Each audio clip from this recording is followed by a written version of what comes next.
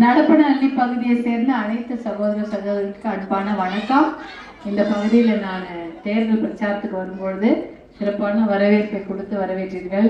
இவங்க எல்லாம் 2 பேரும் உட்கார்ந்து எல்லா வேலையும் எவ்வளோ அதாவது தேர்தல் சமயத்தில் மிக கடுமையான வெயில், அந்த வெயிலையும் பொருட்படுத்தாமல் கட்சி பணி ஆற்றிய எங்கள் அன்பு சகோதரர்களுக்கு மனமார்ந்த நன்றி.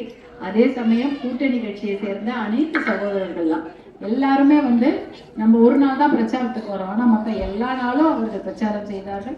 அதாவது பாட்டாளி மக்கள் கட்சி, அனைத்து இந்திய அண்ணா திராவிட முன்னேற்ற கழகம், அமமுக, பாரதிய ஜனதா கட்சியிட்டு அனைத்து சகோதரர்களும் களப்பணியாற்றினார்கள். அவர்களுக்கும் என் மனமார்ந்த நன்றி.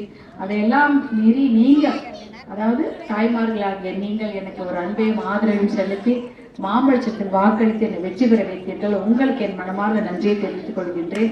என்மேல் அன்பும் பாசமும் உங்க வீட்டு சகோதரியாக நினைத்து எனக்கு வாக்களித்த அனைத்து சகோதரர்களுக்கும் என்னுடைய மனமார்ந்த நன்றியை நான் இந்த நேரத்தில் தெரிவித்துக் கொள்கின்றேன். அதே சமயம் நீங்க என்கிட்ட வரும்போதெல்லாம் சொல்லுவீங்கல்ல, எப்ப போனாலும் தருமபுரினா தண்ணீர் பிரச்சனை, அந்த பிரச்சனையை பற்றி தான் நம்ம பேசணும். எந்த ஊருக்கு போனாலும் தண்ணி இல்லை, அதாவது அதுதான் ஒரு முக்கியமான பிரச்சனை தர்மபுரி மாவட்டத்தை. அதேதான் குடிக்கிறதுக்கு தான் தண்ணி இல்லை, விவசாயத்துக்கு தண்ணி இல்லை. இந்த விஷயத்த மட்டும் ஏரி குளமும் தண்ணி இருக்கணும், ஏரி குளத்துல தண்ணி இருக்கணும், நம்ம குழாவை திறந்தா தண்ணி வரணும், நம்ம கிணத்துல வீட்டு கிணறுகள்ல தண்ணி இருக்கணும். இதுதான் ஒரு கிராமம் தான், அதான் அழகு. ஆனா தர்மபுரி மாவட்டத்தை பொறுத்த வரைக்கும் அப்படி கிடையாது. 2 பெரிய ஆறுகள் ஓடினாலும் நம்ம பார்க்கறதுக்கு தான் அந்த தண்ணி, தவிர நம்ம குடிக்கிறதுக்கு அந்த தண்ணி கிடைக்கல. நடந்து நடந்து கால் தான் உறைஞ்சு போச்சு. எத்தனை பெண்கள் அவர்கள் வாழ்நாளில் பாதியை நடந்தே கழிச்சிருக்கிறோம் தண்ணிக்காக. தண்ணி போய் நடந்து போய் தான் எடுத்துக்கிட்டு வரணும். அதனால அந்த பிரச்சனைகளுக்கு நிரந்தர தீர்வு வேண்டும் என்பதற்காக எத்தனையோ போராட்டங்களை பாட்டாளி மக்கள் கட்சி நடத்தி தான் ஒகேனக்கல் கூட்டுக்குடி திட்டம் போல திட்டங்கள்லாம் கொண்டு வந்தாங்க. இப்போ நமக்கு உபரிநீர் திட்டம், காவிரி உபரிநீர் திட்டம், இந்த திட்டங்களை எல்லாம் நிறைவேற்ற நான் அமைச்சர்கள் தான் பார்த்து பேசியிருக்கிறோம். அவங்க எல்லாம் கண்டிப்பாக அதை செய்து கொடுப்பதாக சொல்லியிருக்கிறாங்க.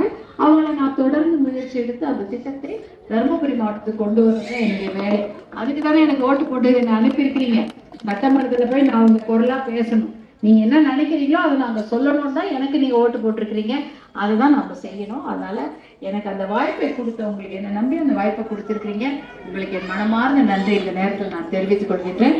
அதே சமயம் பிள்ளைகளுக்கு வேலை வாய்ப்பு சிப்காட்காக அமைச்சர்லாம் பேசியிருக்கிறோம். அவங்கள கூப்பிட்டுருக்கேன், எங்க தர்மபுரிக்கு அந்த சிப்காட்டை பாருங்க, அதை நீங்க டெவலப் பண்ணுங்க. அதுல எல்லா அடிப்படை வசதியும் செய்து கொடுத்தா தொழிற்சாலைகள் வருவாங்க. தண்ணி இல்லைன்னா யாராவது தொழிற்சாலை வைப்பாங்களா? வைக்கவே மாட்டாங்க. அதனால தொழிற்சாலைகள் வர வேண்டும்னா தண்ணீர் பிரச்சனை தீர்க்க